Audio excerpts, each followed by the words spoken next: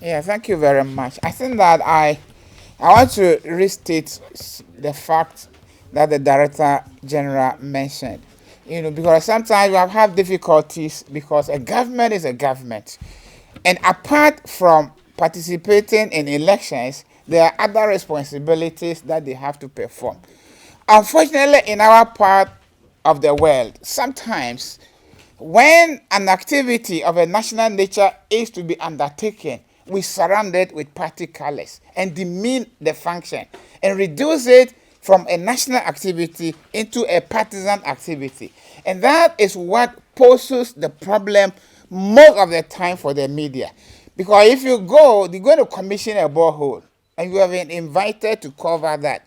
You go there and you see party flags covering the whole borehole. What do you do?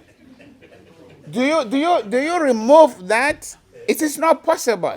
Now, if you take a photograph and the insignia of the party appears, is it the fault of the journalist or is it the fault of every one of us because we have collectively failed to appreciate and make the distinction between what is national in nature and what is partisan in nature? And when we confuse that and we put the blame on the journalist, I think that it is not very, very fair. And that is one of the reasons that what I want to appeal to every one of you, that in carrying out your responsibilities, understand that there is only one Ghana and that you are just a political party. If you destroy the rest of us so that you gain, what would you get at the end of the day? You will get nothing. And it is imperative that in the way that we formulate our messages, we try to appeal to the conscience of the people of this country and tell them why they should choose us and not those other people, rather than start from the angle of destroying every other person and praising only ourselves. Now, because the reality is that the fact that somebody is evil does not make you good. You have to establish your own goodness by yourself. And it's the way that you go about doing it that will make people appreciate that indeed you are better than the other person. So when you get a platform and you just talk about the negativities of the other person without talking about your own positive inclination, then what are you selling? Are you selling the other person or you are selling yourself? And so I think that this is one of the things that we ought to do. That let us maximize, because it is cost. It is great cost. Now, I brought a copy of the Constitution because I want to read what the Constitution specifically says in terms of what has to be done. And that is in Article 55, Clause 11 and Clause 12. The Constitution distinguishes between political parties and presidential candidates. And that's the difficulty sometimes that the media face. That if an independent presidential candidate comes up, what do you do to this individual? Because unfortunately for us, we do not have an election calendar that defines a specific period, that this is a period for people to campaign. So the confusion then arises that anybody, today I can announce myself that I am a presidential candidate. Does that make me a presidential candidate? No. Yeah, but in the eyes of the public, if I say that and they don't cover me, it means that they are discriminating. But what is the foundation of that discrimination?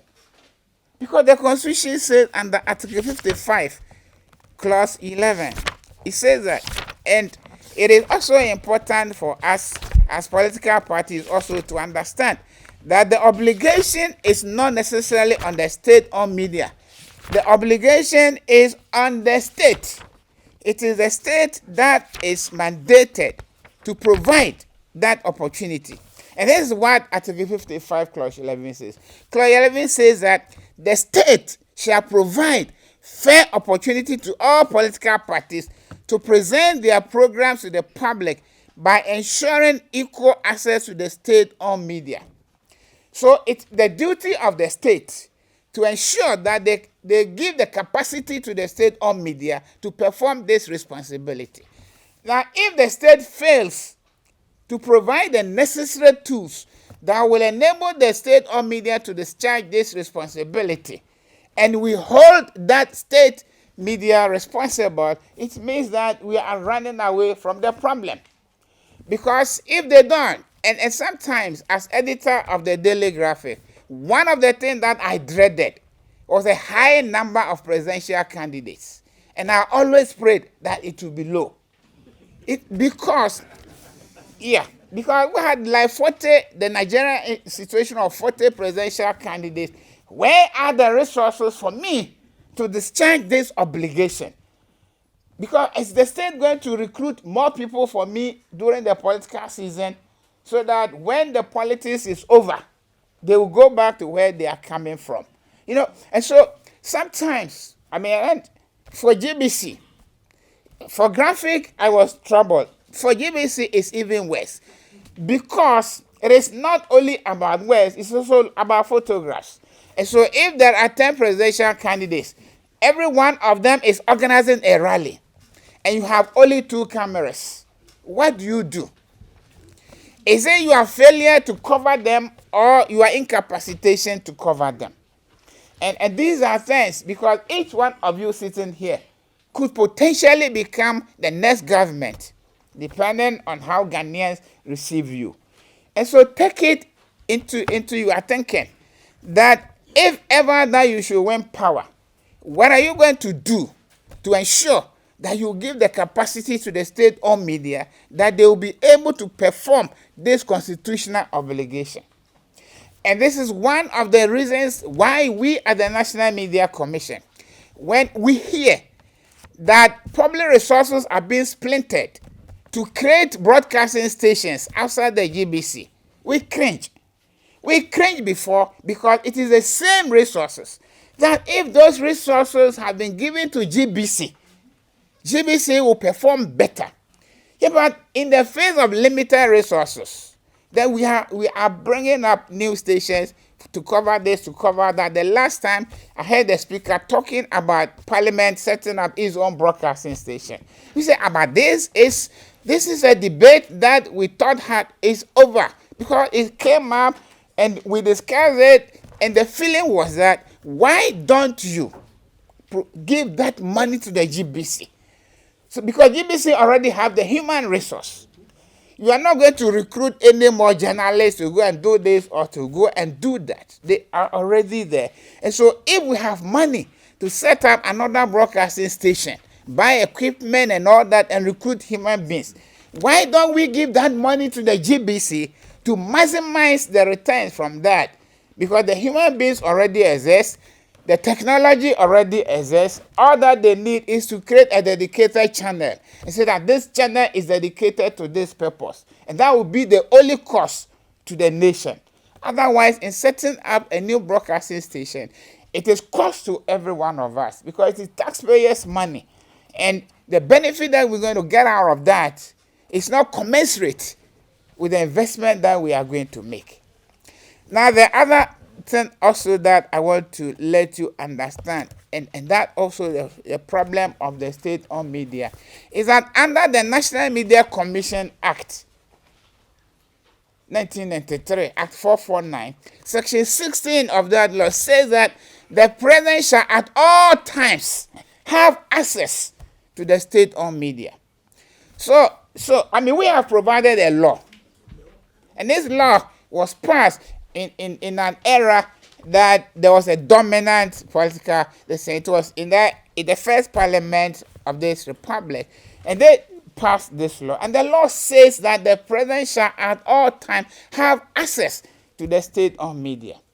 Now, if the president decides, and it is at the discretion of the president, so if the president decides today that he wants to come to GBC for 1 hour, how can anybody at GBC, in the face of the law, says that no, we will not allow you to do that? That would be impunity.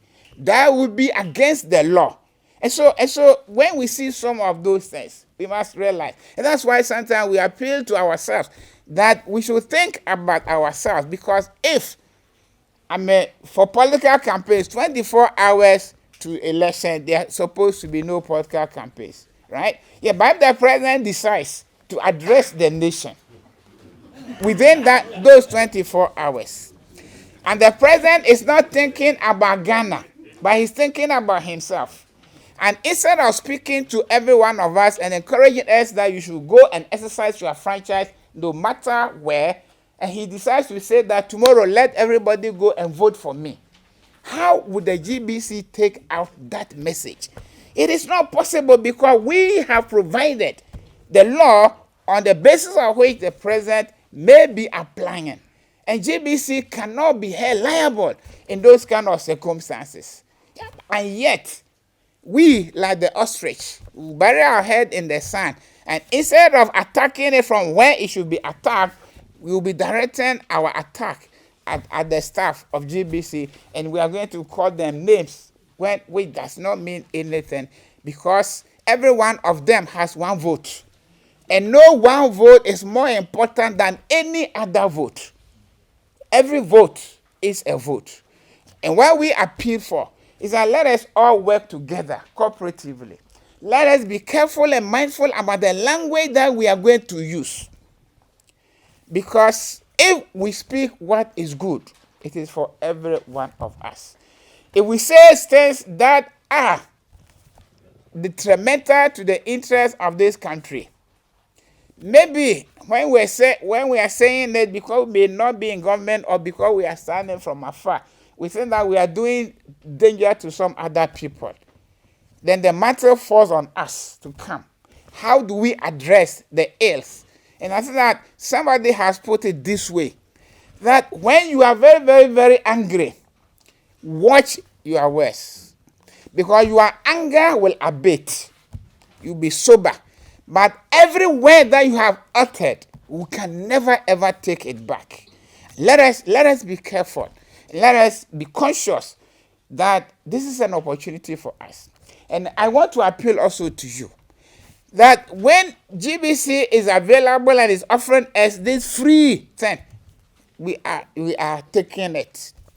Yeah, but when we manage to get resources where we can pay, then we decide that GBC is no use. We will go to private stations, some of which whose reach we may not be able to determine. I entreat you that if we find the free one useful, then when we have the money to pay, let us also know that it is equally useful to pay to GBC.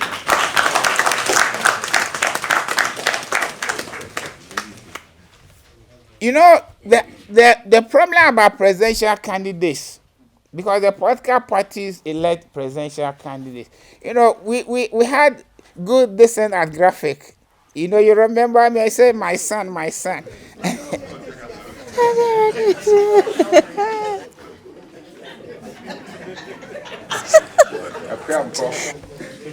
No, but that's why, you know, always I advise that you should come with your secretary. Because, you see, unfortunately for me, I am on Garland. You make natural. Unfortunately, I am on Garland. And therefore, I mean, if we are to speak local language, then Ga should be the predominant language that we may be speaking on Garland. And so, those are the limitations. Yeah, but I'm saying that the difference between the political parties and the presidential candidates is this.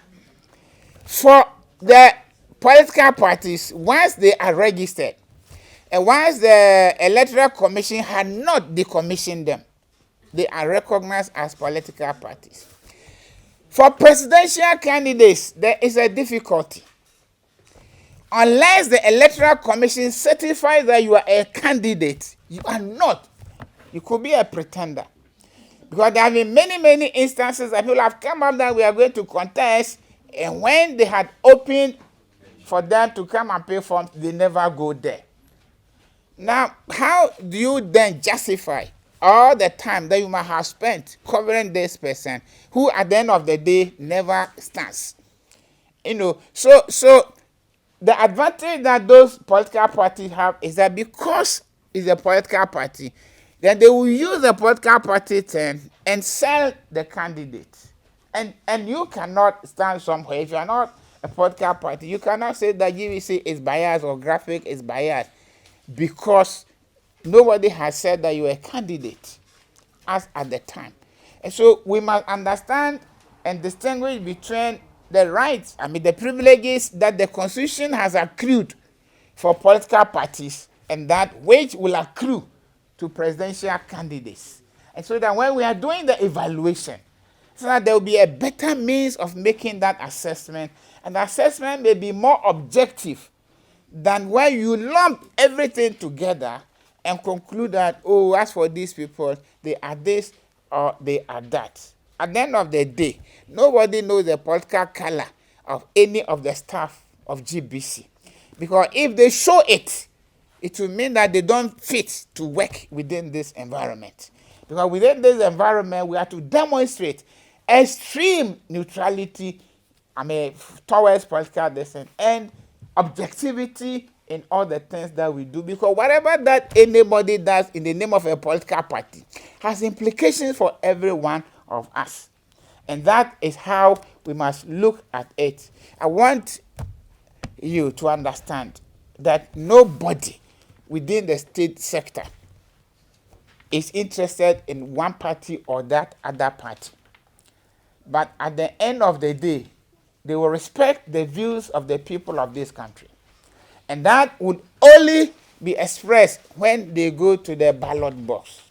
Because for some of you, and sometimes that is the danger that we look at as an independent person.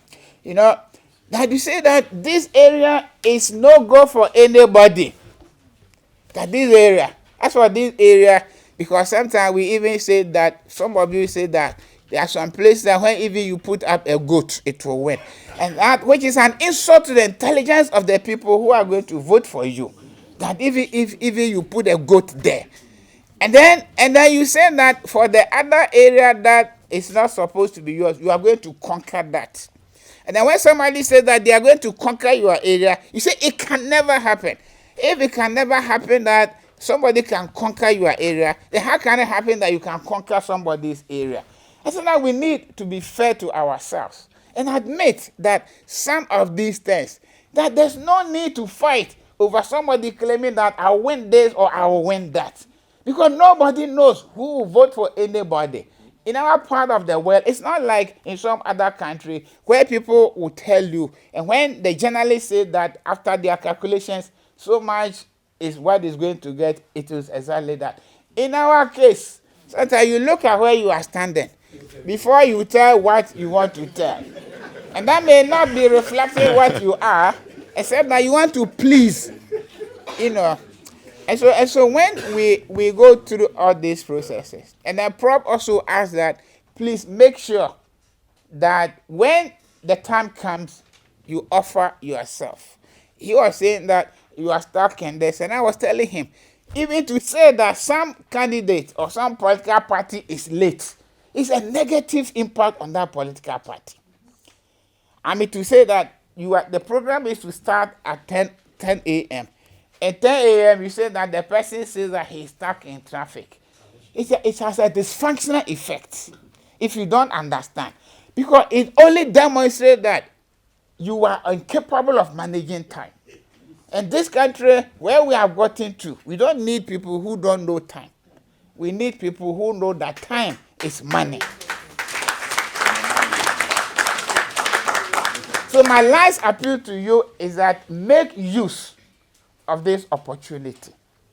Compliments as when it becomes necessary that you should also put your hand into your pocket and pay for so because when you pay, you enable GBC to do more. And it is when they are able to do more that they are able to satisfy every one of us in a very equitable manner. And don't just sit down. Don't just register a political party and go home and sleep. GBC cannot create that rally for you.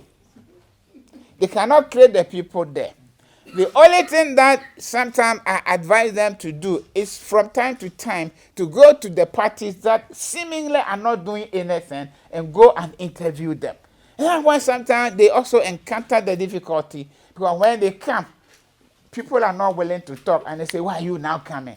Why are they not now coming? They will come because you are saying that you want to serve the interests of the people of this country. And because you want to serve the interests of this country, you are becoming a public asset. And once you're a public asset, the media must have access to you so that they can educate the public. And when the time comes for the public to make a determination, they will know why they should choose A or B or C and not D. Thank you very much. Thank you very much, Mr. Ayeboafo.